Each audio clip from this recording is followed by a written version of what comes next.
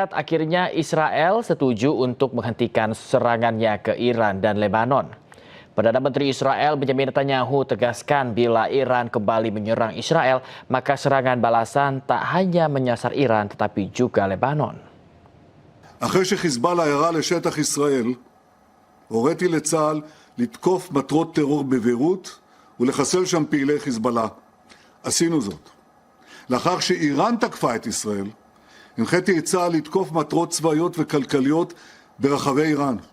גם את זה עשינו. כרגע האש בחזית הזאת נצורה, כי אחרי שהקינו במשטר הטרור בטהרן, הוא חדל מלתקוף אותנו. במידה שמשטר הטרור יעשה את הטעות ויחזור לתקוף אותנו, נגיב בעוצמה. כי לישראל יש זכות מלאה להגנה עצמית, ואנו מממשים אותה ככל שהדבר נדרש. אני אומר זאת לכם, אזרחי ישראל היקרים, כפי שאני אומר זאת בהערכה ובכבוד בשיחותיי הטובות עם ידידי הנשיא טראמפ.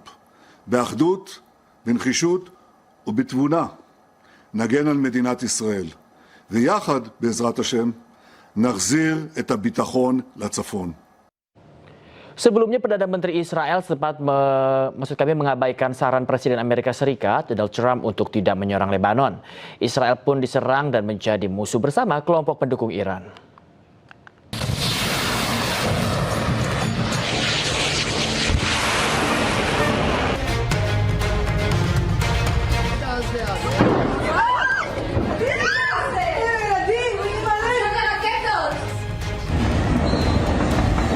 Israel kembali melanggar gencatan senjata terus membombardir Lebanon. Serangan terus-terusan Israel memicu kemarahan Iran hingga Garda Revolusi Iran melancarkan gelombang serangan balasan ke Israel. Iran menyebut serangan ini sebagai bukti dari janji operasi True Promise 4. Padahal sebelumnya Presiden Amerika Serikat Donald Trump sudah meminta Perdana Menteri Israel Benjamin Netanyahu untuk tidak lagi menyerang Lebanon. Trump melalui sambungan telepon mengingatkan Netanyahu bahwa serangannya akan membuat dunia mengisolasi Israel. I will tell you, they called us and they said, how about stopping? And I think you're going to see things happen over there. That's been like a little bit of a different world, but it's interconnected with Iran. And it would be really nice if Lebanon could have some peace. Lebanon's been under attack for so many years and always like an underdog. And it would be really nice if it could end. And I spoke to Bibi Netanyahu about that. And I speak to them about it. And I actually spoke to Hezbollah about it. And I think progress is made. Menurut Trump, Israel tidak punya pilihan selain menerima kesepakatan untuk gencatan senjata menyeluruh, termasuk tidak menyerang Lebanon. Trump juga menegaskan serangan Iran terhadap Israel tidak akan mengubah keinginan Amerika untuk mencapai kesepakatan dengan Iran. Pekan lalu, Iran tiba-tiba mengumumkan tidak akan melanjutkan negosiasi damai dengan Amerika Serikat melalui Pakistan sebagai mediator setelah Israel terus melanggar gencatan senjata. Peneliti Asia Middle East Center Pizarro Ghazali Idrus menyebut perang Amerika Serikat melawan Iran kembali memanas akibat Zionis Israel yang menyerang Lebanon. Padahal Lebanon merupakan bagian dari negosiasi damai antara Amerika Serikat dengan Iran. Tidak hanya itu, pemirsa, saling serang antara Iran dan Israel berpotensi membuka perang di Timur Tengah. Kesepakatan gencatan senjata antara Amerika Serikat dan Iran itu memasukkan unsur Lebanon, itu tidak bisa dipisahkan gitu. Maka jika Lebanon diserang oleh Israel, maka itu juga serangan bagi Iran. Dan ini juga menarik ya, ini kan sebenarnya Iran melakukan respon serangan kepada Israel setelah Israel menyerang Lebanon. Karena bagi Iran, baik Amerika Serikat maupun Israel, itu dua koin yang sama itu. Itu tidak bisa dipisahkan gitu ya. Jadi bagi Iran, siapapun yang menyerang Lebanon, jika itu sekutu Amerika Serikat, itu sama saja dengan pelanggaran gencatan senjata yang sudah ditetapkan oleh Iran. Selama Israel terus melakukan serangan kepada Lebanon, selama itu pula Iran menurut saya akan membombardir Israel. Jadi seperti itu. Jadi ini, Reni, kita tidak bisa melihat hanya pada konteks hubungan antara Iran dengan Israel gitu ya. Tetapi ada faktor Lebanon, bahkan ada faktor Gaza dan Palestina sekarang seperti itu ya. Jadi menurut saya situasi perang terbuka ini kemungkinan dapat akan terjadi. Kalaupun sekarang misalkan mereka berhenti sementara gitu ya, itu tidak menjamin perdamaian itu betul-betul terwujud. Karena jangan lupa Reni ya, Israel akan memasuki pemilu pada bulan Oktober nanti. Netanyahu ini benar-benar jadi pertaruhan dia perang sama Iran. Kalau dia dinilai lemah, kalau dinilai tunduk dan tidak melakukan serangan balasan kepada Iran, maka citranya, kredibilitasnya itu akan runtuh. Karena sayangnya masyarakat Israel dalam survei itu menyetujui serangan yang dilakukan Israel kepada Iran. Jadi Netanyahu perlu mengambil hati masyarakat Israel dengan melakukan serangan kepada Iran, dan ini menurut saya Netanyahu akan lebih mendengar suara politik di dalam negerinya Israel ketimbang suaranya Donald Trump. Seperti itu. Jadi ini eskalasi masih akan terus terbuka. Apalagi panglima militernya dan juru bicara militernya Israel sudah mengatakan, walaupun kami sementara menghentikan serangan kepada Iran, kami akan terus tetap melakukan serangan kepada Hizbullah. Itu yang satu. Kedua, ini eskalasinya bukan lagi menjadi terbuka, ini bahkan menjadi perang kawasan. Karena Houthi, sekutunya Iran yang ada di Yaman, itu ikut melontarkan rudal kepada Israel. Ini untuk pertama kalinya loh Reni. Setelah sepanjang perang antara Amerika Serikat, Iran, dan Israel dalam beberapa bulan terakhir ini untuk pertama kalinya Houthi mendeklarasikan melakukan serangan kepada Israel, dan mereka siap menutup Babul Mandeb.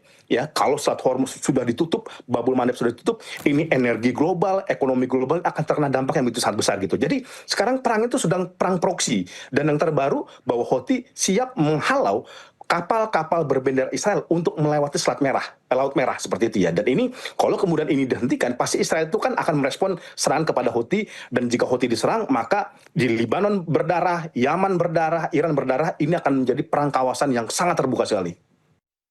Wakil Menteri Luar Negeri Anies Mata menyebut situasi di Timur Tengah masih sangat tegang. Saat dijumpai di Kompleks Istana Kepresidenan Jakarta hari Senin, Anies Mata juga menjelaskan kini ada 3 skenario yang mungkin berkembang di Timur Tengah. Si Timur Tengah sekarang ini sedang ada dalam situasi yang masih sangat menegangkan sekali, dan secara umum bisa kita sebutkan ada kemungkinan 3 skenario yang berkembang di Timur Tengah.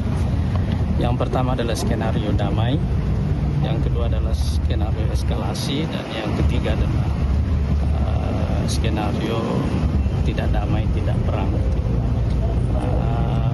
Masing-masing negara dari aktor-aktor yang terlibat di sana, baik dalam pemerintahan Iran, di Amerika Serikat, di Israel, dan juga di negara-negara lain, ada kekuatan yang saling tarik-menarik antara yang menginginkan damai, yang menginginkan eskalasi, dan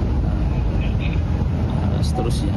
Jadi kita berharap bahwa pada dasarnya eskalasi ini akan menjadi, kalau terjadi eskalasi yang kedua, ini akan menjadi sangat berbahaya sekali, karena ronde kedua dari pertempuran ini pasti akan jauh lebih brutal daripada yang sebelumnya. Jadi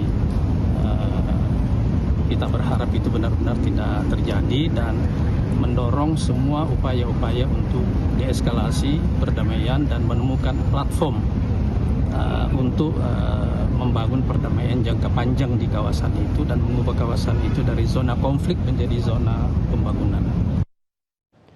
Presiden China Xi Jinping melakukan lewatan ke negara sahabatnya Korea Utara. Pertemuan Xi Jinping dengan pemimpin Korea Utara Kim Jong-un menandai kerjasama dan peringatan ke-65 perjanjian persahabatan.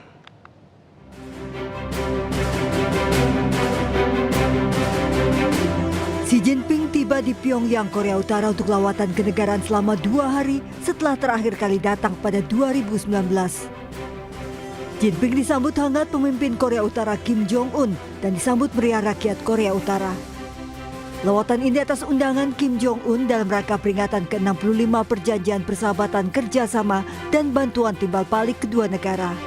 KTT Pyongyang ini menyusul serangkaian pertemuan tingkat tinggi di Beijing, di mana Jinping menjadi tuan rumah pertemuan berturut-turut dengan Presiden Amerika Serikat Donald Trump dan Presiden Rusia Vladimir Putin. Xi Jinping menyatakan harapannya untuk meningkatkan hubungan dengan Korea Utara di era baru. 我愿同总书记同志一道，以这次访问为契机，加强对新时期中朝关系的顶层设计和战略指引，推动中朝关系与时俱进，得到更大的发展，更好造福两国和两国人民，为地区乃至世界和平稳定和发展繁荣做出积极贡献。 정승희 동지가 올해 첫 해외 방문으로 평양을 선택하고 평양 이렇게 찾아오신 것은 저중 친선 관계에 대한 최대의 중시이고 평양에 대한 배려이며 우리에겐 커다란 영광으로 됩니다. 정승희 동지 이번 방문은 저중 두 나라가 자주와 정의를 위한 역사의 오른편에 언제나 함께 서 있으며 그 어떤 국제 정세의 격변 속에서도 역사의 검증을 받은 조중 친선 관계가 얼마나 공고한가를 다시 한번 과시하게 될 거라고 생각합니다.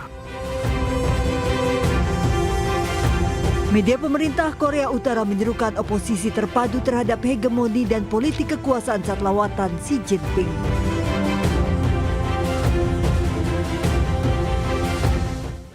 Pemirsa, ragam informasi lainnya masih akan kami hadirkan usai jeda. Tetaplah bersama kami di Breaking News.